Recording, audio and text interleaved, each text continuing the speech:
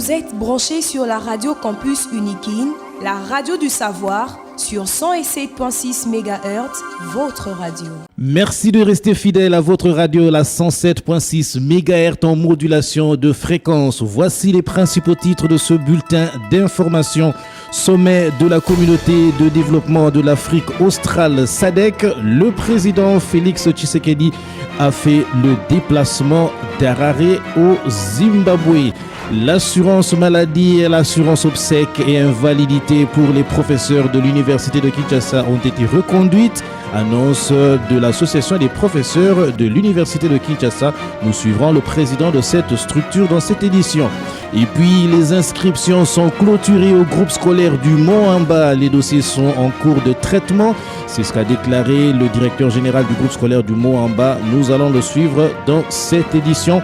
À la présentation, Jean-Paul Mbouya Mwafula Koutoumissa. Le président de la République démocratique du Congo, Félix Tshisekedi Tshilombo, a fait le déplacement d'Harare au Zimbabwe. Il prend part au sommet de la communauté pour le développement de l'Afrique australe SADC. Les enjeux de la participation du président Félix au sommet de la SADC avec Glodave Boloy. Il s'agit du 44e sommet de la communauté pour le développement de l'Afrique australe SADC. Pour cette session, le thème est promouvoir l'innovation en vue de découvrir de nouvelles perspectives de croissance et de développement économique durable en faveur de l'industrialisation de la SADC. Ces sommets à caractère économique devraient également connaître les échanges à caractère sécuritaire. À ces sujets, le président Tshisekedi devrait présenter la situation de la force de la SADC en RDC, active dans l'est du pays depuis quelques mois. Rappelons que cette force a reçu mandat de combattre des groupes armés actifs dans l'est de la RDC en remplacement de la force de l'Afrique de l'Est EAC. Vous venez de suivre Glodave Boloy de la Radio Campus Alma Mater. L'assurance maladie, l'assurance obsèques et invalidité en faveur des professeurs de l'université de Kinshasa ont été reconduites. Annonce du professeur David Luboya-Mbele, président de l'association des professeurs de l'université de Kinshasa à Pukin. Pour cette assurance, les enfants des professeurs sont pris en compte. On écoute le président de la Pukin, David Lubo. Il nous donne les avancées avec cette nouvelle assurance. Nous avons négocié et on a trouvé deux étapes. D'abord, une transition jusqu'au moment où le gouvernement va vider la question des procédures. Et cette transition va prendre 1 ou 2 mois. Mais avec les ministres des Finances actuels, nous sommes très avancés. Et en ce moment, c'est toujours avec la même banque?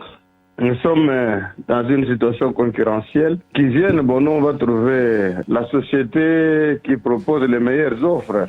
Par exemple, parce qu'on doit encore reprendre que nous avions l'assurance santé avec SFA, Société financière d'assurance, et nous avons aussi l'assurance invalidité obsèques avec Activa. Alors, pour le moment, je crois que nous sommes encore avec les deux, mais d'autres sollicitent.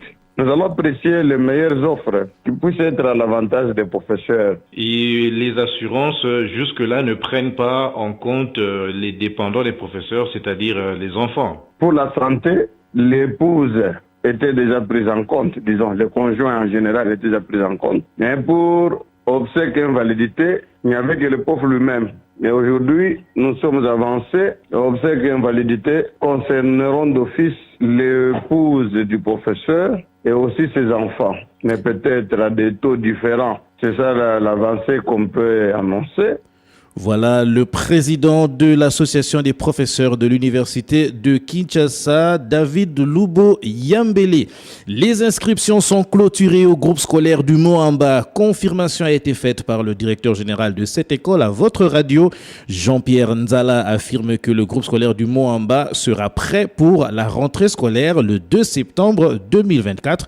On écoute Jean-Pierre Nzala, DG du Mont-en-Bas. Les dépôts de dossiers clôturés. Donc les demandes, les recommandations et tout ça ont été analysées, enregistrées. Il fallait que les parents passent avec les enfants. Pour l'école primaire, il s'agissait de passer à l'interview des enfants pour voir d'abord l'identification des enfants et des parents et donc prendre les éléments sur les parents.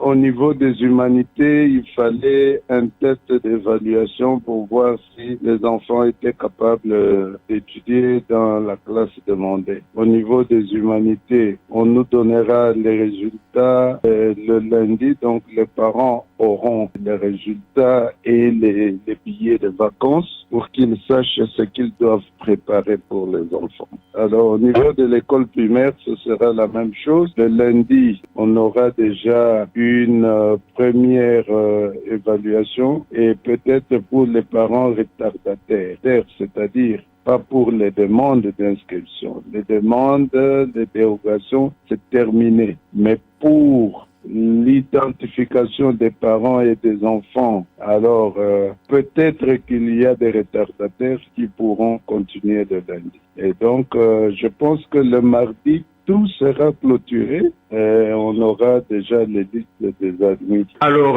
est-ce que le groupe scolaire du Moamba sera prêt à reprendre les cours au moment de la rentrée scolaire, c'est-à-dire le 2 septembre? Oui, évidemment. On s'y prépare déjà. Pour l'école de Lima 3 qui devait occuper le nouveau bâtiment, les autorités en charge de ce bâtiment, des infrastructures, nous ont promis que la semaine prochaine, ils nous donneraient les clés du bâtiment. Donc, on se prépare et ça va. Nous serons prêts au 2 septembre. Vous venez de suivre le directeur général du groupe scolaire du Moamba, Jean-Pierre Nzala. Et puis à la faculté des lettres et sciences humaines de l'université de Kinshasa, les défenses de mémoire pour la session spéciale ont été reportées par le doyen de faculté. Cette décision a été prise pour permettre aux étudiants concernés de régulariser leur situation. En clair, ces étudiants doivent payer la totalité des frais académiques.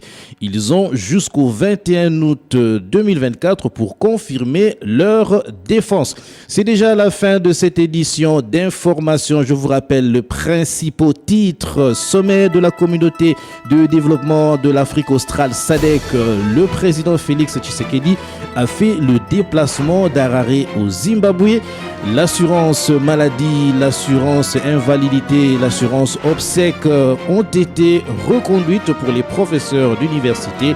Vous avez suivi dans cette édition d'information la confirmation du président de l'APUKIN, David Loubo. Et puis les inscriptions sont clôturées au groupe scolaire du Mont-en-Bas. Les dossiers sont en cours de traitement. C'est ce qu'a déclaré à votre radio le directeur général du groupe scolaire du Mont-en-Bas, Jean-Pierre Nzala.